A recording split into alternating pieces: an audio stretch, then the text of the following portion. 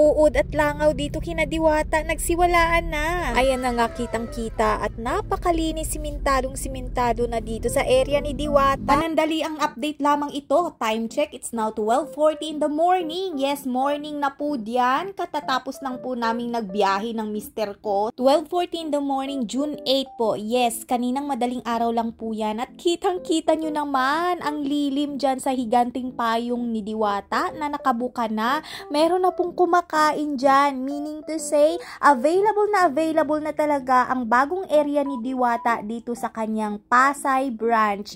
Main branch po ito ni Diwata. Ayan naman, kitang-kita nyo dito sa area na to. Kahit inulan dyan, may konting putik dyan. Pero dito sa kainan sa loob, napakalinis. Itutour ko po kayo at ipapakita ko po na wala ng langaw. Ayan o, diba? Nakapaa-paa ako, nakachinelas pala, sorry. O ayan, walang langaw at dito napakalinis. Sasabihin na naman ng iba, natural malinis dahil walang kumain sa mesa na yan. Ay, nako, ek budbud. Ito, may malaking electric fan dyan si Diwata, pang bugaw ng langaw, pang abog. Ano ba yon?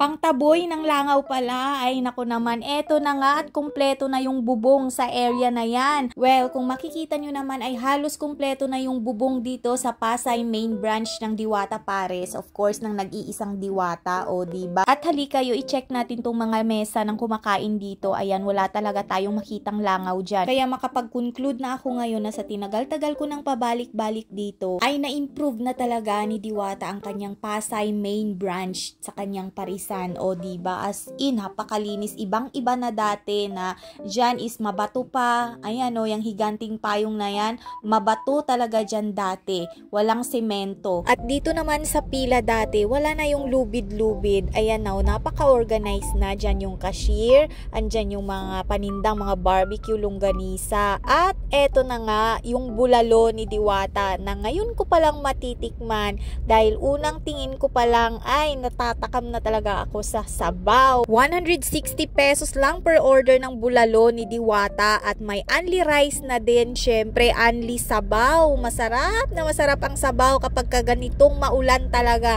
Andito yung mga ibang menus like yung pares ni Diwata, andyan yung mga chicharong bulaklak at lechong kawali. So pumwesto nga kami dito sa dulo dati na pinipilahan. Kung dati may masangsang na amoy dyan, ay ngayon wala na po. Totally malinis na. Kaya nilapag na namin yung mga pagkain namin dyan. At sino ba namang hindi matatakam sa mainit na purong laman ng bulalo ng baka na yan? Kaya agad-agad na nga kaming kumain ng mga kasamahan ko dyan. Ay nako, itong mister ko naman, singot na singot, pati buto-buto ng baka. Hindi na nga ako tinirhan ng sabaw. Pati kanin wala na.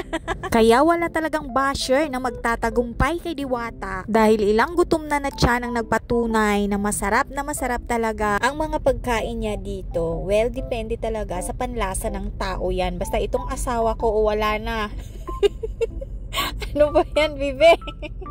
Tama na yan, nagunos dili ka. Ayan, tumigil ka din, tinawag ka din ng uhaw mo, may pa-cheer-cheer ka pa dyan. Oh, unlimited rice at unlimited sabaw na yan ha. Dito lang yan kakainin kina Diwata. Bawal na tayong magbalot-balot at mag-uwi sa bahay. Ay naku. Oh, ano yung naka-plastic be?